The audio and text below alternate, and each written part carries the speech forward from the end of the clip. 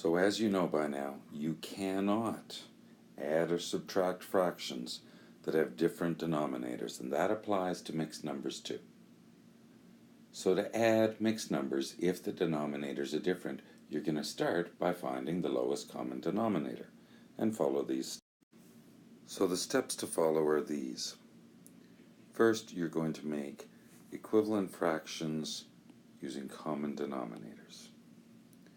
Then you'll add the fractions part of the mixed number.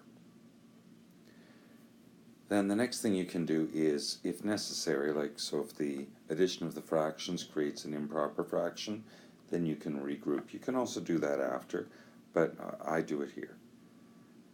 Next you add the whole numbers, and finally you simplify, which means to reduce.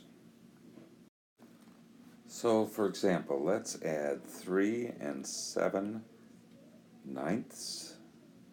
plus 8 3/4 plus 5 11/12.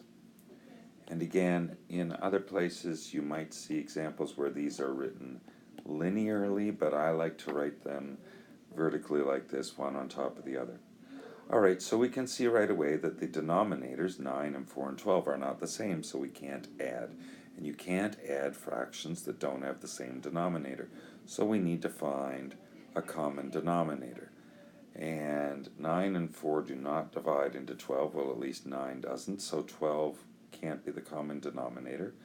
So we're going to take that biggest denominator and try 12 times 2 is 24. Does 9 go into 24? Well, no it doesn't. And 9 times 3 is 36. Does 9 go into 36? Yes it does. Does 4 go into 36?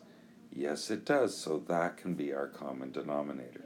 We will use 36. So I'm going to rewrite these with 36.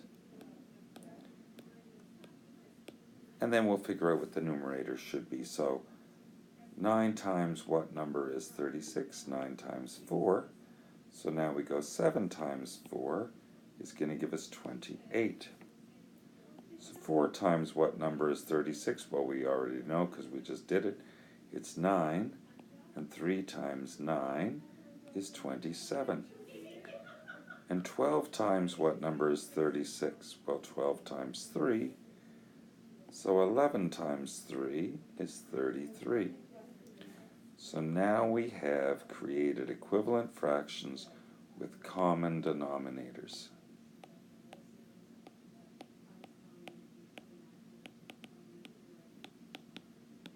And so now we can add these fractions.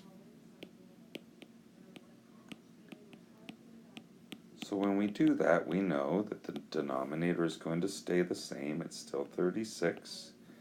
And then we add 28 plus 27 and 33.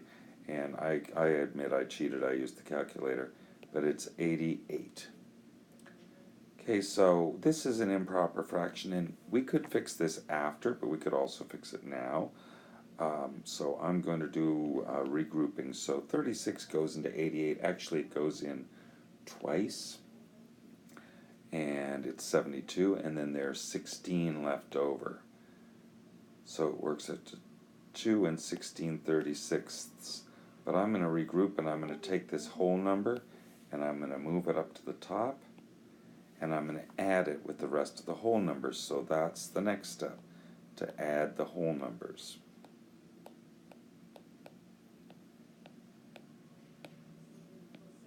So we have the 2 that I just regrouped, plus 3 is 5, plus 8 is 13, plus 5 more is 18.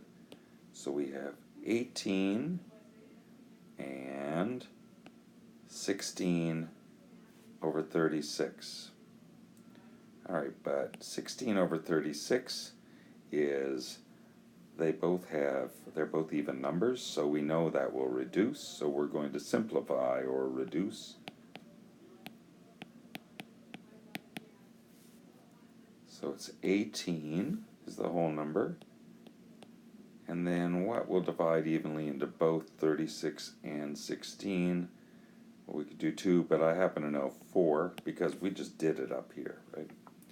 36 divided by 4 is 9, and 16 divided by 4 is 4, and there is nothing that divides evenly into both 4 and 9, so that's as small as this will go.